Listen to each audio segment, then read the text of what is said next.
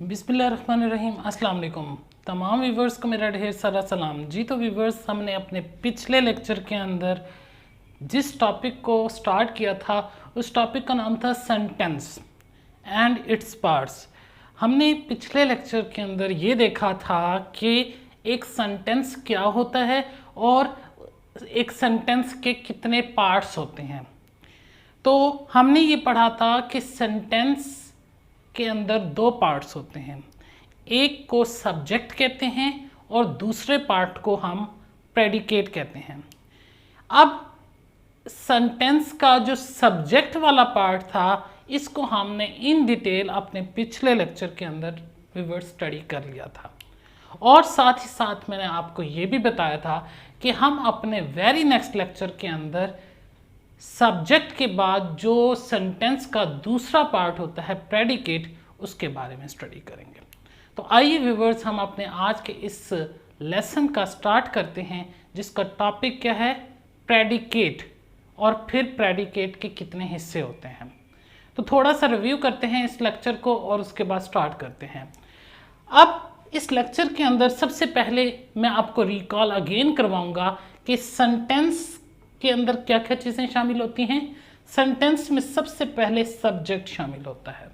अब सब्जेक्ट क्या होता है, सब्जेक्ट के कितने पार्ट्स होते हैं, सब्जेक्ट की पहचान कैसे कर सकते हैं और सब्जेक्ट की क्या क्या एग्जांपल्स हो सकती हैं, इस सारे के बारे में सब्जेक्ट के हवाले से हमने अपने पिछले लेक्चर में इन डिटेल डिस्कस कर लिया था व्यूअर्स। आज हमारा फोकस होगा सेंटेंस का जो दूसरा हिस्सा है प्रेडिकेट। इस प्रेडिकेट को इन डिटेल पढ़ेंगे व्यूअर्स। तो देखेंगे कि प्रेडिकेट क्या होता है। अब अगर प्रेडिकेट की बात करें तो प्रेडिकेट में व्यूअर्स तीन चीज़ें शामिल होती हैं, यानी कि प्रेडिकेट के तीन हिस्से होते हैं। पहला हिस्सा क्या होता है, एच वर्ब, यानी कि हेल्पिंग वर्ब। सबसे पहली चीज जो कि प्रेडिकेट में आती है व्यूअर्स, वो कौन सी है, हेल्पिंग वर्ब।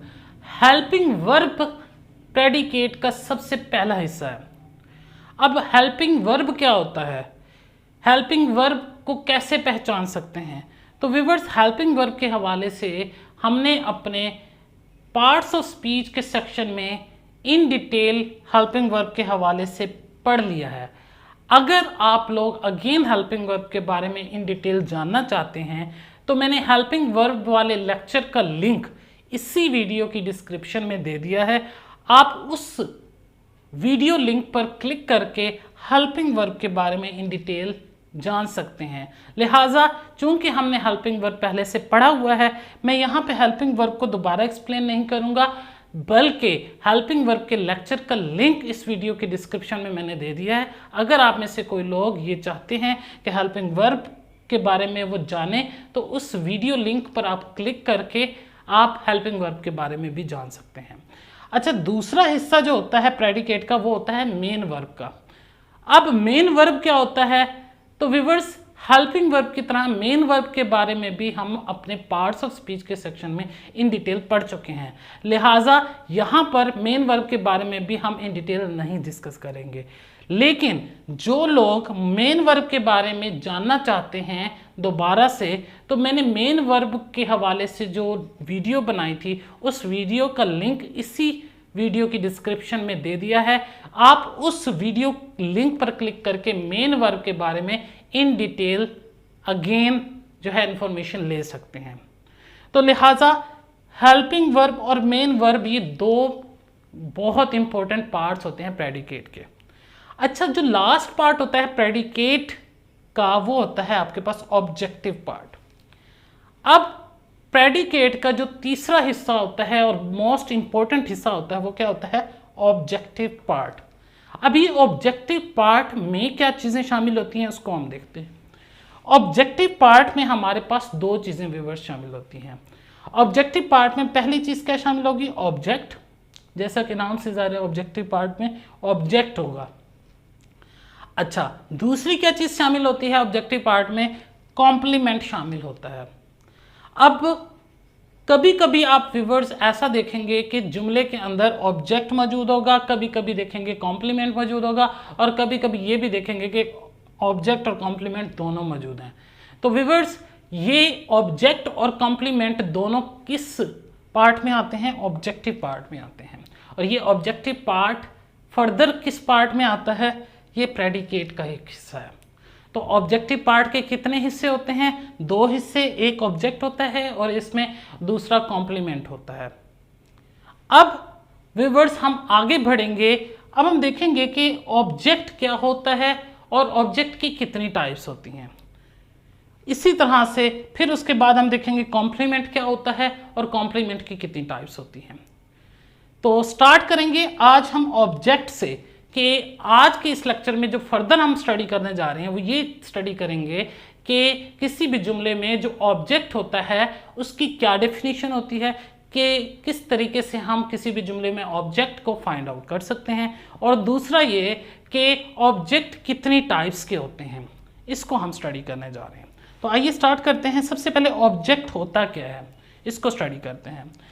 एनीथिंग और समबडी, कोई भी चीज या कोई भी शख्स, दैट रिसीव्स एन एक्शन, जो कि एक एक्शन को रिसीव करता है, इज कॉल्ड एन ऑब्जेक्ट। कोई भी ऐसी चीज, कोई भी ऐसा शख्स जो एक जुमले के अंदर जो है एक्शन को, सब्जेक्ट के एक्शन को रिसीव करता है, उसको आप ऑब्जेक्ट कहते हैं। आसान लफ्जों में हम यूं कह सकते हैं, कोई भी ऐसी चीज, कोई भी ऐसा शख्स जिस पर सब्जेक्ट के काम का असर हो या सब्जेक्ट का काम जिस चीज पर वाक़या होता है, उसको आप ऑब्जेक्ट कहते हैं। अब व्यूअर्स एक बात जहन में रखनी है, यहां पर बार बार बात हो रही है सब्जेक्ट के काम की, सब्जेक्ट के एक्शन की, कि जो सब्जेक्ट के एक्शन को रिसीव करेगा वो ऑब्जेक्ट है, या जो कि सब्जेक्ट के एक्शन को जो है वसूल करेगा, या सब्जेक्ट के एक्शन का जिस पर असर होगा उसे ऑब्जेक्ट कह रहे हैं। तो यहाँ पे बार बार बात किसकी हो रही है? एक्शन की हो रही है, सब्जेक्ट के काम की हो रही है। तो लिहाजा एक बात हमारे जहन में होनी चाहिए कि ऑब्जेक्ट सिर्फ उसी सूरत में जुमले में होगा जब आपके पास जुमले के अंदर कोई एक्शन वर्ब होगा, एक्शन वर्ब होगा। अगर एक्शन वर्ब नहीं है तो उस जुमले में ऑब्जेक्ट मौजूद नहीं होगा। तो ऑब्जेक्ट सिर्फ उसी सूरत में व्यूअर्स मौजूद होगा जब उस जुमले के अंदर कोई एक्शन वर्ब होगा, क्योंकि ऑब्जेक्ट की डेफिनेशन ये कहती है कि सब्जेक्ट के एक्शन को जो रिसीव करता है उसको आप क्या कहते हैं? ऑब्जेक्ट कहते हैं। जब सब्जेक्ट का कोई एक्शन ही नहीं हो रहा होगा, एक्शन वर्ब ही नहीं होगा उसके अंदर, तो फिर ये कैसे मुमकिन है कि ऑब्जेक्ट उस जुमले में हो? तो लिहाजा सबसे पहले इंपॉर्टेंट बात यह है कि अगर किसी जुमले में ऑब्जेक्ट होगा तो ऑब्जेक्ट के लिए ज़रूरी बात यह है कि उस जुमले के अंदर एक्शन वर्ब होना चाहिए। अगर उस जुमले में एक्शन वर्ब नहीं है तो उस जुमले में आपके पास ऑब्जेक्ट मौजूद नहीं होगा। ठीक है, अब हम इसकी एक एग्जांपल लेते हैं इस ऑब्जेक्ट की। शी राइट्स अ लेटर, कि वो खत लिखती है, ये एक जुमला है, वो एक खत लिखती है।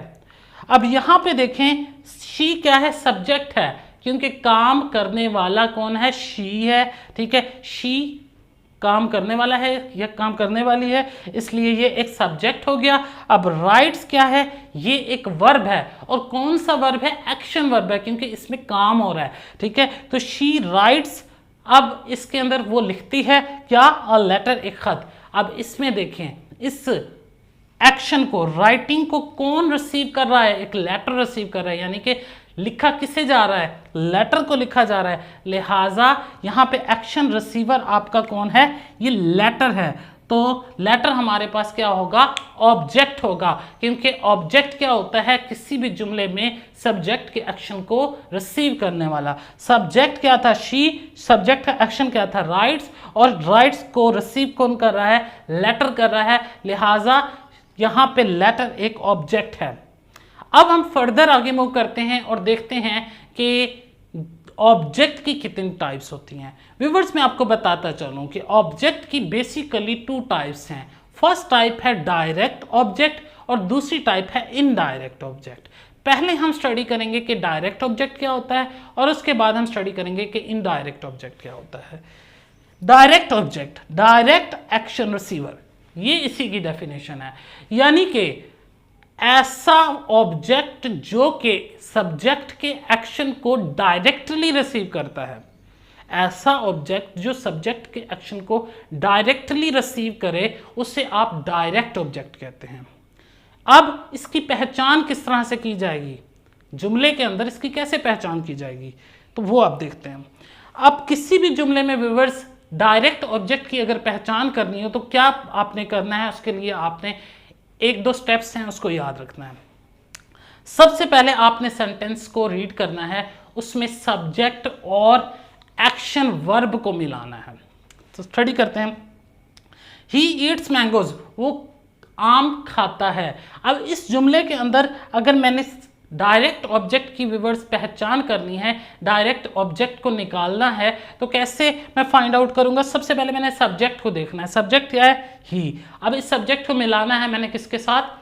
सब्जेक्ट के को मैंने कहाँ तक रीड करना है? एक्शन वर्ब तक। तो आप देखते हैं सब्जेक्ट के आगे ईट्स लिखा हुआ है। ईट्स क्या है? Action verb. सब्जेक्ट से शुरू होंगे और एक्शन वर्ब तक हमने जुमले को रीड करना है। तो ही के फौरन बाद एक्शन वर्ब आ रहा है, तो हमने क्या करना है? He eats. हमने सब्जेक्ट से शुरू होकर एक्शन वर्ब तक रीड कर लिया, ही ईट्स। अब एक्शन वर्ब तक जब रीड कर लेंगे तो उसके बाद हमने क्या करना है? व्हाट या whom में से, व्हाट WHAT व्हाट या whom में से कोई एक वर्ड हमने उसके साथ लगाना है और एक क्वेश्चन जनरेट करना है। यानी कि ही ईट्स, हमने सब्जेक्ट और वर्ब को ज्वाइन करके हमने ही ईट्स बनाया, इसके साथ ही ईट्स। अब हमने क्वेश्चन बनाना है व्हाट के साथ, ही ईट्स व्हाट, वो क्या खाता है, हमने एक क्वेश्चन बना लिया। सबसे पहला काम क्या किया? हमने सब्जेक्ट और एक्शन वर्ब तक जितने वर्ड्स आते हैं उनको हमने मिलाना है और उसके बाद हमने व्हाट या whom में से वन बाय वन एक करके हमने एक सवाल बनाना है। सबसे पहले हमने क्या किया? ही ईट्स के साथ व्हाट को मिलाया, ही ईट्स व्हाट, वो क्या खाता है, ये एक सवाल हो गया। दूसरा सवाल अब बनाते हैं हम whom के साथ, ही ईट्स whom, वो किसे खाता है। अब देखिए इन दोनों, अब जब ये सवाल बना लेंगे दोनों किस्म के, तो हमने इन दोनों सवालों में से देखना है कौन सा सवाल रीजनेबल सवाल है, कौन सा सवाल जो है नॉर्मल सवाल बनता है। ठीक है, ही ईट्स व्हाट बनता है सही सवाल, या ही ईट्स whom, यानी कि वो क्या खाता है सही सवाल है, या वो किसे खाता है सही सवाल है। तो इन दोनों में से अगर देखा जाए तो ही ईट्स व्हाट वाला सवाल ठीक है, यानी कि वो क्या खाता है। हमने ठीक वाला सवाल इसमें से मार्क करना है, यानी कि ही ईट्स व्हाट, हमारा व्हाट के साथ यहाँ पे जो सवाल है वो ठीक बन रहा है। अब ही ईट्स व्हाट, वो क्या खाता है, इसका जवाब फिर हमने इस जुमले में देखना है। अब ही ईट्स व्हाट, इस जुमले से क्या पता चल रहा है? ही ईट्स मैंगोज, वो मैंगोज खाता है। अब व्हाट का जवाब इस जुमले में कौन सा वर्ड दे रहा है? ये मैंगोज दे रहा है कि वो मैंगो खाता है, वो आम खाता है। व्हाट का आंसर इस जुमले में किस वर्ड ने दिया? मैंगोज ने दिया। तो जो सेंटेंस के अंदर हमें व्हाट का आंसर दे दे या whom का आंसर दे दे, वो वर्ड हमारा डायरेक्ट ऑब्जेक्ट होगा। यहाँ पे मैंगोज ने हमें व्हाट का आंसर दिया कि he eats what, he eats mangoes, कि वो मैंगोज खाता है। अब व्हाट का आंसर देने वाला वर्ड मैंगो हमारे पास डायरेक्ट ऑब्जेक्ट है। इसी तरह से आगे चलते हैं अगले हम जुमले में, और इसमें भी पहले काम क्या करेंगे? सब्जेक्ट से लेकर एक्शन वर्ब तक हमने जो है जुमले को रीड करना है। अब सब्जेक्ट क्या है? शी कॉल्ड, हमारे पास जो है इसमें हमारे पास ऑब्जेक्ट है, एक्शन वर्ब है, शी कॉल्ड। अब यहाँ तक हमने रीड किया। अब शी कॉल्ड, जब हमने सब्जेक्ट से लेकर एक्शन वर्ब तक हमने जुमले को रीड कर लिया, तो उसके साथ हमने व्हाट या whom में से कोई एक वर्ड लगाकर हमने क्या बनाना है? क्वेश्चन बनाना है। अब पहले हम बनाते हैं व्हाट के साथ इसका क्वेश्चन। शी कॉल्ड व्हाट, उसने क्या कॉल की, उसने क्या कॉल की। ठीक है, एक सवाल ये बनता है। अब हम होम के साथ भी एक सवाल इसका बनाते हैं, शी कॉल्ड होम, उसने किसे कॉल की। अब व्यूअर्स दोनों सवाल बन गए। इन दोनों सवालों में से जो रीजनेबल सवाल होगा, जो ठीक सवाल होगा, हमने उसको चूज करना है। अब कौन सा सवाल ठीक है? उसने किसे कॉल की या उसने क्या कॉल की। अब देखा जाए तो सही सवाल होम के साथ बनता है, यानी उसने किसे कॉल की, बिकॉज शी कॉल्ड व्हाट, उसने क्या कॉल की, ये रीजनेबल सवाल नहीं है। हमने सबसे पहले रीजनेबल सवाल बनाना है। तो यहाँ रीजनेबल सवाल क्या बनता है, शी कॉल्ड होम, उसने किसे कॉल की। अब इसका आंसर अब तलाश करना है इस जुमले में। अब शी कॉल्ड होम, उसने किसे कॉल की। अब हमें होम का आंसर कौन सा वर्ड दे रहा है, हिम, कि उसने हिम को कॉल की, उसने उससे कॉल की, हिम को। अब ये हिम जो है वर्ड, ये हमें होम का, WHOM होम, इसका जवाब दे रहा है। तो इस जुमले में होम का आंसर हिम है, लिहाजा हिम हमारे पास ऑब्जेक्ट होगा। किसी भी जुमले में जो है अगर कोई वर्ड हमें हु का आंसर दे दे सब्जेक्ट और वर्ब को मिला के, या फिर वर्ड का आंसर दे दे सब्जेक्ट और वर्ब को मिला के, तो ऐसा वर्ड हमारा डायरेक्ट ऑब्जेक्ट होगा। यहां पर डायरेक्ट ऑब्जेक्ट वर्ड का आंसर दे रहा था जो कि मैंगोस था, ठीक है। यहां पे डायरेक्ट ऑब्जेक्ट हमें होम का आंसर दे रहा है जो कि आपके पास क्या है, डायरेक्ट ऑब्जेक्ट है, हिम है। अब हम व्यूअर्स आगे बढ़ते हैं और इनडायरेक्ट ऑब्जेक्ट के बारे में पढ़ते हैं कि इनडायरेक्ट ऑब्जेक्ट क्या होता है। इनडायरेक्ट ऑब्जेक्ट एक ऐसा ऑब्जेक्ट होता है जिस पर सब्जेक्ट का जो एक्शन है वो इनडायरेक्टली इफेक्ट करता है। इसको स्टडी करते हैं कि इनडायरेक्ट एक्शन रिसीवर, कि एक ऐसा ऑब्जेक्ट जो कि सब्जेक्ट के एक्शन को इनडायरेक्टली रिसीव करता है, ऐसे हम ऑब्जेक्ट को हम इनडायरेक्ट ऑब्जेक्ट कहते हैं।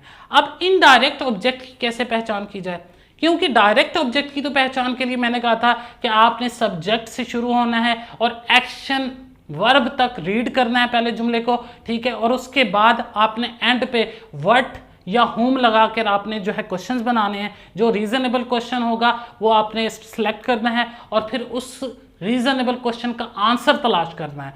वो आंसर जिस वर्ड में मिल जाए वो वर्ड आपका डायरेक्ट ऑब्जेक्ट होगा। ये तो डायरेक्ट ऑब्जेक्ट के हवाले से हमने जो है एक तरीकाकार सीखा। अब हम देखेंगे कि इनडायरेक्ट ऑब्जेक्ट की क्या पहचान है या इनडायरेक्ट ऑब्जेक्ट को कैसे हम पहचान कर सकते हैं।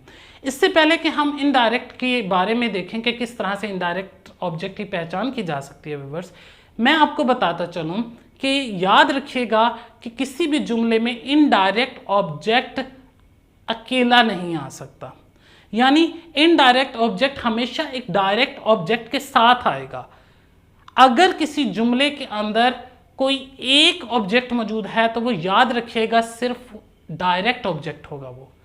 अगर एक से ज़्यादा ऑब्जेक्ट किसी जुमले में मौजूद हैं तो फिर एक उनमें से ऑब्जेक्ट डायरेक्ट ऑब्जेक्ट होगा, दूसरा इनडायरेक्ट ऑब्जेक्ट होगा। तो इनडायरेक्ट ऑब्जेक्ट सिर्फ डायरेक्ट ऑब्जेक्ट की मौजूदगी में आएगा, कभी भी इनडायरेक्ट ऑब्जेक्ट अलग नहीं आएगा। पहली बात तो ये। अब हम देखते हैं कि इनडायरेक्ट ऑब्जेक्ट की पहचान कैसे की जाएगी। अब डायरेक्ट ऑब्जेक्ट की जब हमने पहचान की थी तो हमने सब्जेक्ट से शुरू होकर एक्शन वर्ब तक रीड किया था। अब जब हम इनडायरेक्ट ऑब्जेक्ट की पहचान करेंगे, सबसे पहला काम हमने क्या करना है, हमने उस जुमले के अंदर डायरेक्ट ऑब्जेक्ट की पहचान करनी है। जब डायरेक्ट ऑब्जेक्ट हमारे पास आ जाएगा उसके बाद हम इनडायरेक्ट की पहचान करेंगे। इसको स्टार्ट करते हैं।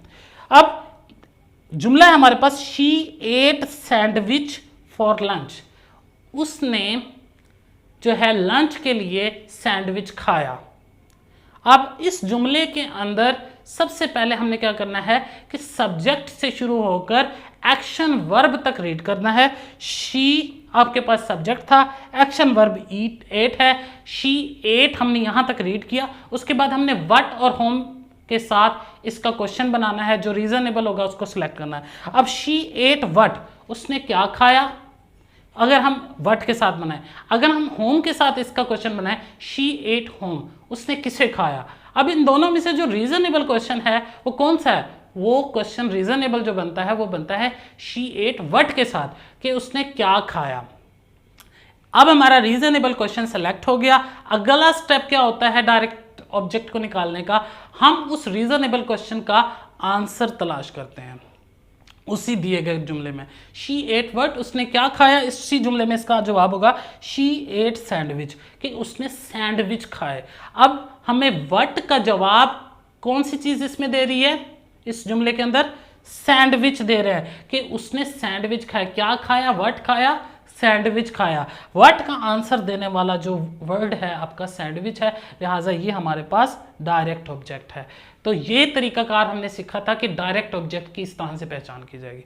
जब किसी जुमले में डायरेक्ट ऑब्जेक्ट आप निकाल लेंगे, उसके बाद बारी आती है इनडायरेक्ट ऑब्जेक्ट की। तो इनडायरेक्ट ऑब्जेक्ट की कैसे पहचान करेंगे?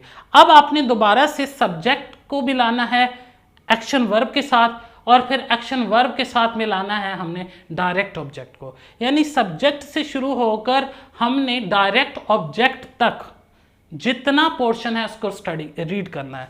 तो हम रीड करते हैं शी एट सैंडविच, ठीक है। अब हमने एक्शन वर्ब तक रीड नहीं करना, अब हमने डायरेक्ट ऑब्जेक्ट तक रीड करना है इनडायरेक्ट ऑब्जेक्ट की फाइंडिंग के दौरान। शी एट सैंडविच, यहां तक हमने रीड कर लिया। उसके बाद हमने क्या पूछना है? क्वेश्चन पूछना है फॉर व्हाट, ठीक है, किस लिए, या फॉर होम, किसके लिए, किस लिए उसने सैंडविच खाए। ये आपके पास she ate sandwich for what. अब इस क्वेश्चन बनाना है किसके साथ? जब आपने सब्जेक्ट को, एक्शन वर्ब को और डायरेक्ट ऑब्जेक्ट को इकट्ठा कर लेना है, तो यहां पर तीन चीजों को इकट्ठा करना है, और फिर चौथी चीज क्या होगी? क्वेश्चन वर्ड लगाएंगे, वो कौन सा? For what. यहां पर कौन सा क्वेश्चन वर्ड लगाएंगे? For what. पहले हम कौन सा लगा रहे थे डायरेक्ट ऑब्जेक्ट फाइंड करने के लिए? या व्हाट लगा रहे थे या होम लगा रहे थे। यहां पर हमने क्या लगाना है? फॉर व्हाट या फॉर होम, ठीक है, किसके लिए या क्या चीज। यहां पर हमने फॉर व्हाट लगा लिया कि किसके लिए हम जो है सैंडविच खा रहे थे। यहां पर क्वेश्चन बन जाएगा she ate sandwich for what. हम किसके लिए सैंडविच खा रहे थे, ये क्वेश्चन हमारा बन गया। जब क्वेश्चन हम बना लेंगे तो इसका आंसर तलाश करेंगे इसी जुमले में। She ate sandwich for what? She ate sandwich for lunch. अब यहाँ पे फॉर व्हाट का जवाब कौन सी चीज दे रही है? For lunch. ये लंच हमने फॉर व्हाट का जवाब दे रहा है। तो यहाँ पर क्वेश्चन क्या पूछा था? फॉर व्हाट, ठीक है। यहाँ पे हमने सिर्फ व्हाट नहीं पूछा। इनडायरेक्ट ऑब्जेक्ट के लिए जब क्वेश्चन पूछने की बारी आएगी तो क्वेश्चन किससे बनाएंगे? फॉरवर्ड से, और जो फॉरवर्ड का आंसर हमें देगा वर्ड, वो हमारा इनडायरेक्ट ऑब्जेक्ट होगा। तो यहाँ पे लंच हमारा इनडायरेक्ट ऑब्जेक्ट है। ये हमें ये बता रहा है कि हमने किस लिए जो है यहाँ पे सैंडविच खाया। She ate sandwich for lunch, for what? For lunch. अब हमारे पास आगे एक एक्सरसाइज दी हुई है। अब हम इस एक्सरसाइज के अंदर देखेंगे कि कौन सा डायरेक्ट ऑब्जेक्ट है और कौन सा इनडायरेक्ट ऑब्जेक्ट है। तो स्टार्ट करते हैं व्यूअर्स। पहला सेंटेंस है हमारे पास, my grandmother bought me a ring, कि मेरी ग्रैंड मदर ने मेरे लिए एक अंगूठी खरीदी। अब इसमें सबसे पहले हम क्या करेंगे? डायरेक्ट ऑब्जेक्ट की पहचान करेंगे। तो डायरेक्ट ऑब्जेक्ट के लिए मैंने क्या बताया था? सबसे पहले हमने सब्जेक्ट से शुरू होना है, सब्जेक्ट को और एक्शन वर्ब को मिलाना है। सब्जेक्ट क्या है? माय ग्रैंड मदर, ठीक है, और एक्शन वर्ब क्या है? Bought. My grandmother bought, यहां तक दो वर्ड्स को मिलाना है, सब्जेक्ट और एक्शन वर्ब। इन दोनों को मिलाकर हमने व्हाट या हुम में से कोई एक क्वेश्चन को सिलेक्ट करना है। My grandmother bought what, ठीक है। अब मेरी ग्रैंड मदर ने क्या खरीदा, एक चीज़। दूसरा इसमें है कि my grandmother bought home, मेरी जो है ग्रैंड मदर ने किसे खरीदा। इन दोनों में से जो सही क्वेश्चन बनता है रीजनेबल, वो बनता है हमारे पास my grandmother bought what, what के साथ, कि मेरी ग्रैंड मदर ने क्या खरीदा। अब हमारा रीजनेबल क्वेश्चन व्हाट के साथ बन गया। अब इस my grandmother bought what, इसका जवाब तलाश करना है इसी जुमले के अंदर कि मेरी ग्रैंड मदर ने क्या खरीदा। My grandmother bought me a ring, कि मेरी ग्रैंड मदर ने रिंग खरीदी। खरीदना क्या चीज़ खरीद रहे हैं यहाँ पे? व्हाट का आंसर कौन कर रहा है? रिंग कर रहा है। तो यहाँ पर चूंकि रिंग हमें व्हाट का जवाब दे रही है कि हमारी ग्रैंड मदर ने क्या चीज़ खरीदी है? एक रिंग खरीदी है। तो लिहाजा यहाँ पर जो रिंग है ये आपके पास डायरेक्ट ऑब्जेक्ट होगा, क्योंकि यहाँ पे रिंग हमें जवाब दे रही है my grandmother bought what का, कि हमारी ग्रैंड मदर ने क्या खरीदा। यहाँ पे व्हाट का आंसर हमें रिंग दे रही है।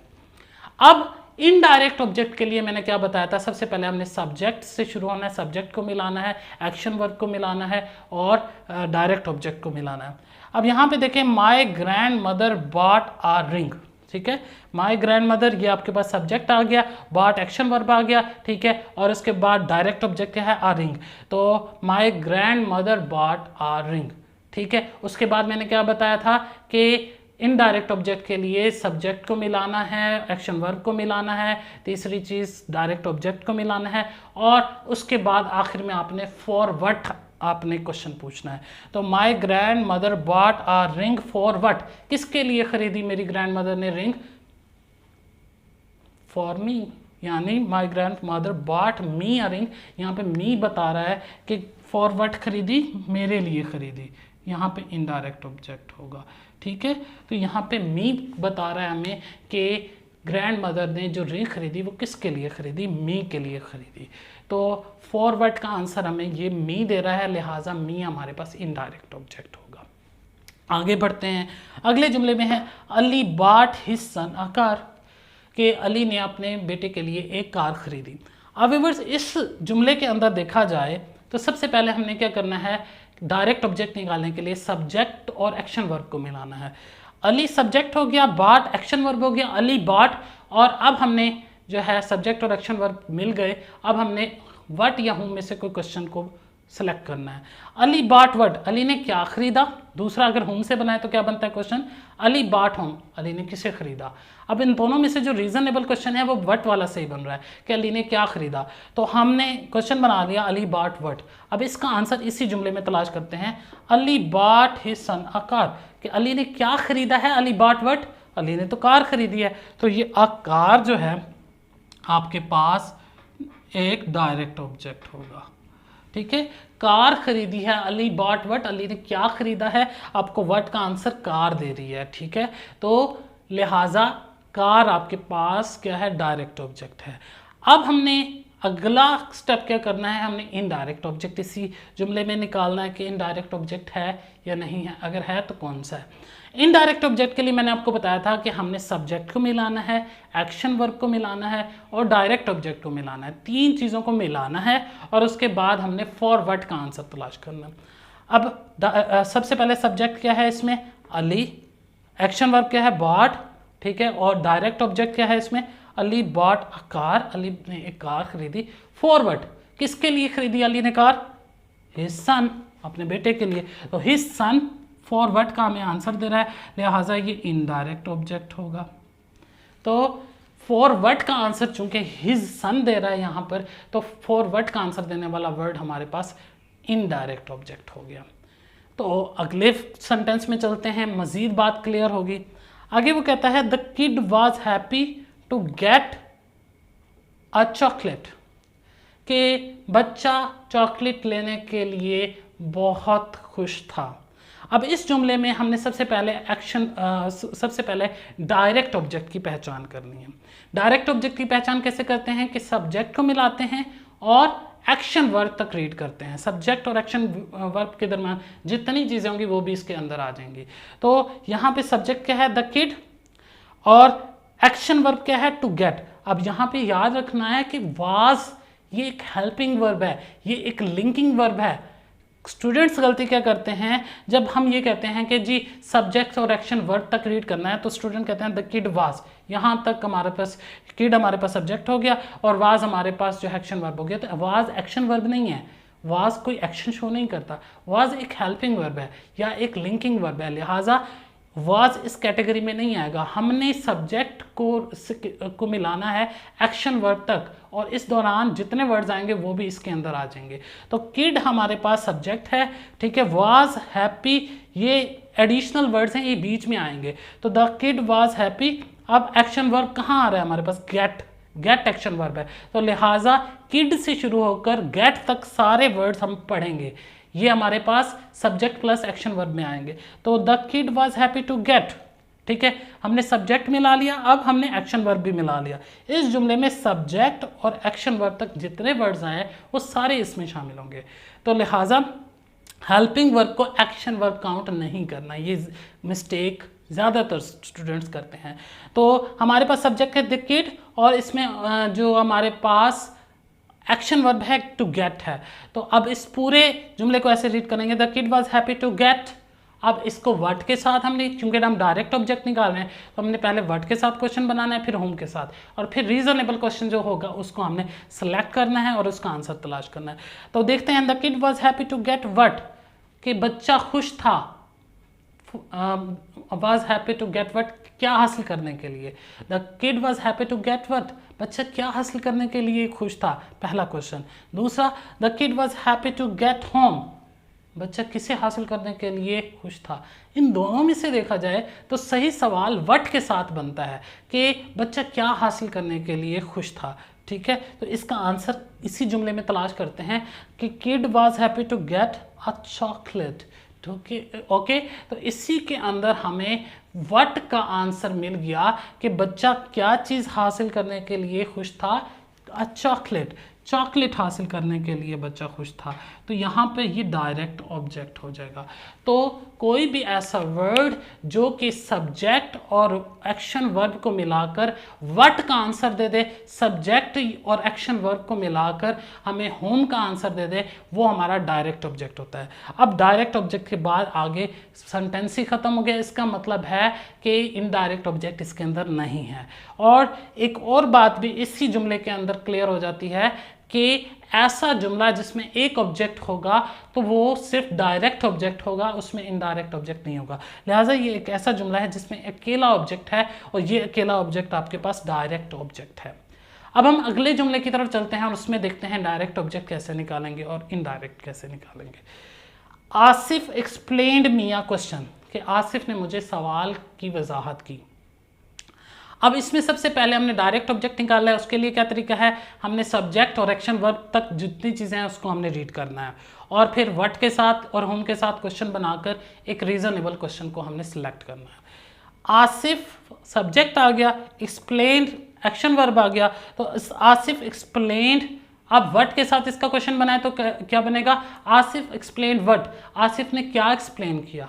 ठीक है, और दूसरा क्वेश्चन क्या बनता है, आसिफ एक्सप्लेन्ड होम, आसिफ ने किसे एक्सप्लेन किया। ठीक है, तो इन दोनों में से व्हाट के साथ जो क्वेश्चन बनता है वो रीजनेबल है कि आसिफ ने क्या एक्सप्लेन किया।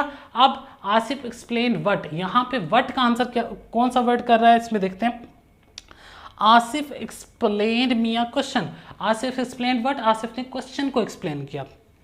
व्हाट का आंसर हमें क्वेश्चन कर रहा है कि आसिफ ने एक क्वेश्चन एक्सप्लेन किया। यहाँ पे व्हाट का आंसर आ क्वेश्चन ये वर्ड कर रहा है, लिहाजा ये हमारे पास डायरेक्ट ऑब्जेक्ट होगा, इससे आप डायरेक्ट ऑब्जेक्ट कहेंगे। आगे हम चलते हैं, अब हम इनडायरेक्ट ऑब्जेक्ट की पहचान करते हैं। अब इनडायरेक्ट ऑब्जेक्ट के लिए सब्जेक्ट को, एक्शन वर्ब को और डायरेक्ट ऑब्जेक्ट को मिलाना है और फॉरवर्ड का हमने सवाल पूछना है।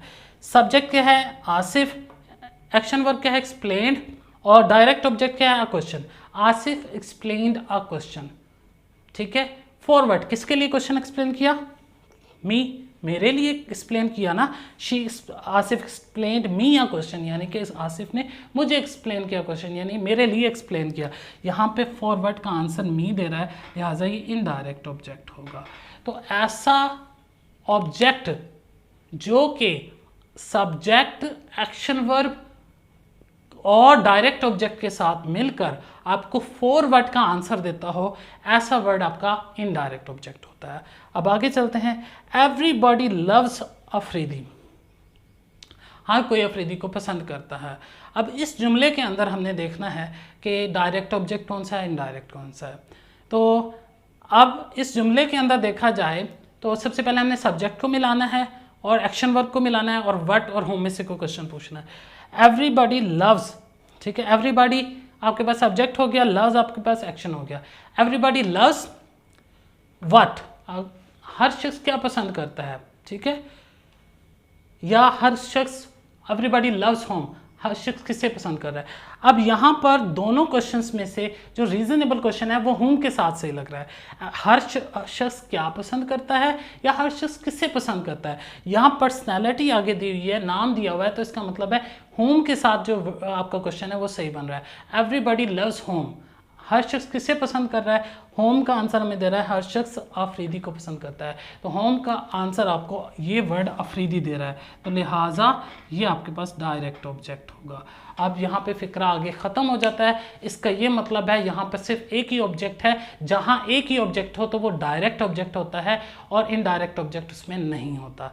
व्यूअर्स, मैं उम्मीद करता हूँ कि आज के ये लेक्चर जो कि ऑब्जेक्ट और ऑब्जेक्ट की काइंड्स पर मुश्तमिल था और प्रेडिकेट के एक बहुत ही अहम हिस्से ऑब्जेक्टिव पार्ट को एक्सप्लेन करता है, वो आपको बखूबी समझ आ चुका होगा। लेकिन इसके बावजूद भी अगर आपको ऑब्जेक्ट के हवाले से, डायरेक्ट ऑब्जेक्ट के हवाले से, इनडायरेक्ट ऑब्जेक्ट के हवाले से किसी बात की समझ ना आई हो तो कमेंट सेक्शन में आप अपना क्वेश्चन दे सकते हैं, अपनी बात लिख सकते हैं। इंशाल्लाह मैं कोशिश करूँगा कि आपके उस क्वेश्चन का आंसर अपने नेक्स्ट कमिंग लेक्चर में ज़रूर लेकर आऊँ।